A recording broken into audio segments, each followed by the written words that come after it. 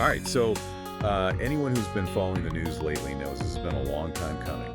The Trans Mountain Pipeline expansion. Yeah, the TMX. That's right, TMX. Years of delays, billions over budget, Sounds familiar, right? definitely. So now that it's finally up and running, the big question is, was it worth it? Was it worth it for Alberta? Well, that's the million-dollar question. Or a billion-dollar question in this case. Exactly. And like a lot of things, the answer isn't so simple. We need to unpack a few things first. Like, to really get this whole TMX thing, we need to start with the price of Alberta's oil. Okay, so their oil. What's so special about it? Well, it's heavy crude oil known as WCS, and that's kind of important here. Okay, walk me through it. Why is everyone so fixated on this WCS price? What's the big deal? Okay, imagine this. You're trying to sell a product, right? But here's the catch. It consistently sells for less than your competitor's stuff. Ouch. Not a great position to be in. No, not at all, and that's the reality for Alberta.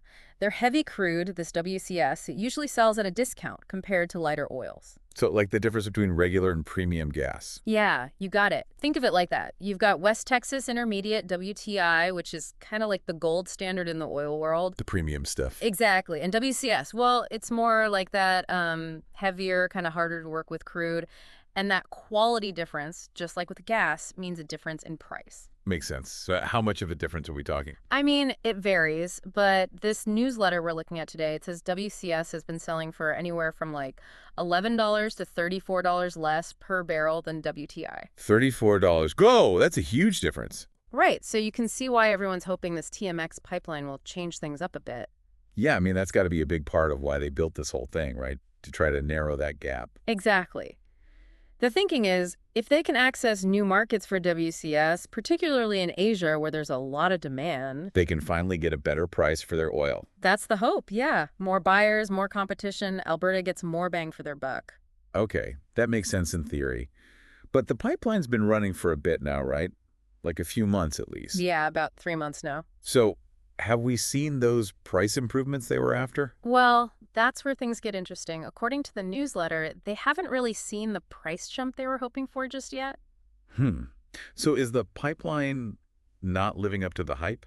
Well, it's not quite that simple. You see, pipeline capacity, it's just one factor in this whole equation. Okay, so what else is there? Well, it's kind of like thinking that building more lanes on a highway will automatically solve all the traffic jams, you know? Right, it's not always that simple. Exactly. There are so many things that impact the price of a barrel of WCS. Global demand for oil, Yeah. transportation costs, even geopolitics, it all plays a role. And on top of all that, hasn't Alberta been producing more and more oil lately? Yeah, they've been ramping up production for sure. It's like they're hitting the gas while stuck in traffic. That's one way to put it. And the newsletter, it brings up a good point about this too. It says that even with the TMX, there's a chance production could outpace pipeline capacity down the line. So more pipelines, same potential bottleneck. It's a real possibility. It's definitely something to keep an eye on. So it sounds like a pretty tricky situation. But before we get ahead of ourselves, let's talk about how Alberta actually makes money off all this oil. Right, right. So this is where it gets a little, well, a little complex. Alberta has what's called a revenue minus cost royalty system. Revenue minus cost.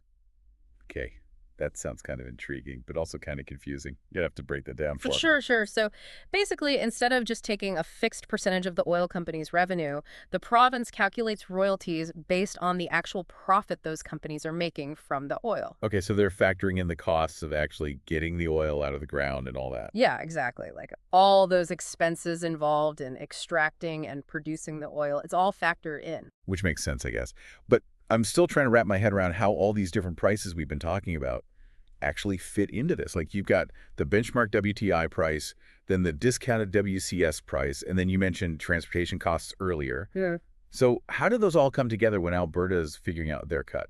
So it's kind of like, imagine you're selling like handmade sweaters online. Okay, I'm following. So you sell each sweater for, let's say, $100, but you have to factor in the cost of the yarn, the shipping, maybe even like listing fees on the website, right? Right, It's kind of like that with the oil. The revenue is basically the selling price of the oil, but then you have to subtract all those costs, exploration, production, transportation, all that stuff to get to the actual profit. Okay, that makes more sense. So Alberta's taking a cut of the profit, not just a cut of the total sale price. Exactly. And this is where that graphic from the Alberta Treasury Board that I mentioned earlier really helps to visualize it. So let's say a barrel of WCS sells for, let's just say, $60. Then let's say it costs $10 per barrel to ship it to a refinery. Transportation costs. Right. So that leaves you with $50 per barrel. That's what's called the bitumen netback. Bitumen netback, got it. So that's what's left over after shipping, and that's the number that really matters for the royalties. Exactly. Okay. That's the key. Now, the actual royalty rate that gets applied to that netback, it can vary. Depends on whether we're talking about conventional oil wells or oil sands, and it also depends on what stage of development the project is in. So a brand new project might have a different rate than one that's been around for a while. Exactly. But the main takeaway here is a higher WCS price means a higher bitumen netback, which ultimately means more potential revenue for Alberta. Which brings us back to our big question about this Trans Mountain pipeline. If it all goes according to plan, and this TMX actually does boost those WCS prices, how much more are we talking about? How much could Alberta actually make? All right, now we're getting to the good stuff. The newsletter actually does some interesting modeling to figure that out. All right, lay it on me. What kind of numbers are we talking about here? Okay, so for every dollar increase in the price of WCS, their analysis suggests that Alberta could see an extra, get this, $680 million in oil royalty revenue. $680 million per dollar. Whoa, that's a lot. Imagine what they could do with all that money. New schools, hospitals, maybe even a new hockey arena or two. Yeah. Right. And it gets even more interesting when you remember those projections for the TMX. Remember how we said some people are saying it could mean a $5 increase per barrel for WCS? Oh, yeah, I remember. So, okay, let me get this straight. A $5 increase, and it's $680 million per dollar. Carry the one. We're talking a potential boost of over $3 billion to Alberta's budget. Well, hold on. Not quite that high. It would actually be closer to $1.29 billion, but yeah, it's still a huge amount of money. Yeah, no kidding. You can definitely see why they're banking on this pipeline being a game changer. For sure. And you knew there was going to be a but, right? Yeah. The newsletter did end on kind of a cautious note. There's always a catch, right? What do they say? It's like that old saying, if it sounds too good to be true. It probably is. Well, I wouldn't say that necessarily, but it always pays to be a little cautious. You know, the TMX could be huge for Alberta, but there are other things at play here too. Like what? What else is there? Well, remember earlier when we were talking about how Alberta's oil production has been increasing? Yeah, yeah. So even with this bigger pipeline, there's a chance that eventually production could still outpace the infrastructure that's available. So it's like building a bigger boat, but you still might have too much cargo to carry. Yeah, that's a good way to put it. And if that happens, then it could actually limit how much those prices actually increase, even with the TMX up and running. It's all a bit of a balancing act. So are you saying this whole pipeline thing might not be the silver bullet solution everyone's hoping for? Like, even with the expansion, there's still a chance those pipelines could be full to the brim. It's definitely a possibility. And if that happens, then what? Yeah, that's kind of what I was wondering. What happens if they're pumping out more oil than they can ship? What happens then? Well, it kind of brings us back to our original question, doesn't it? Was the TMX really worth it for Alberta?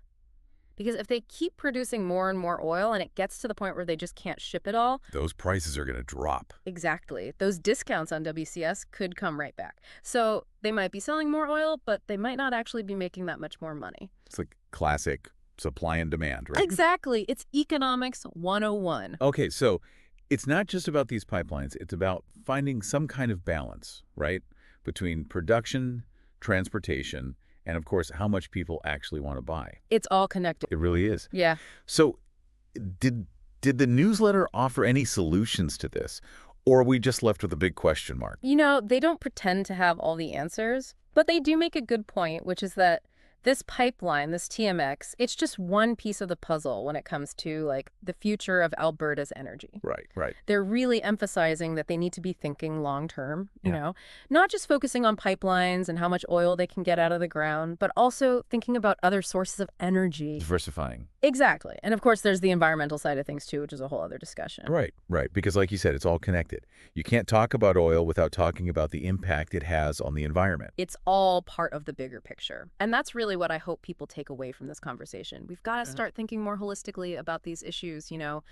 It's not just about pipelines. It's about energy security, economic growth, and environmental responsibility all of it. Yeah, it's a lot to think about, but that's kind of the point of these deep dives, right? To Hmm. take a closer look at all these different angles and try to connect the dots. Exactly, because the more informed we are, the better decisions we can make, both individually and as a society.